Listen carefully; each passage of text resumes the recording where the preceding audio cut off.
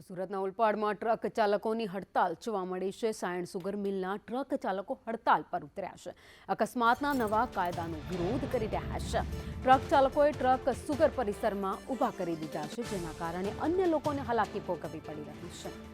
વધુ અપડેટ સાથે સંવાદદાતા નિલેશ પટેલ અમારી સાથે જોડાઈ ગયા છે। નિલેશ, અનેક વાહન ચાલકો છે જે હડતાલ પર ઉતરી ગયા છે, ટ્રક ચાલકો છે જે હડતાલ પર ઉતરતા હાલાકી લોકોને પડી રહી છે।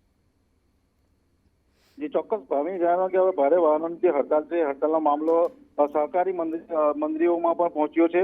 ખાસ કરીને આજે જે સાયણ સુગર મિલ છે, જેના 200 થી વધુ ટ્રકો હડતાલ પર ઉતર્યા છે અને જેનો સીધો પુરવઠા પર જે શેરડીનો પુરવઠો છે એની પર અસર થવાની છે અને સુગર મિલમાં હાલ 4 થી 5 કલાક જેટલું જ સુગર મિલ ચાલે એટલો પુરવઠો છે અને પરંતુ જો ટ્રક ચાલક હડતાલ ન સમેટે તો સુગર મિલને પણ ખોટું ખેડૂતો સાથે સુગર મિલને પણ મોટું નુકસાન થાય એવી સંભાવના સેવાઈ રહી છે। જી આભાર માહિતી માટે।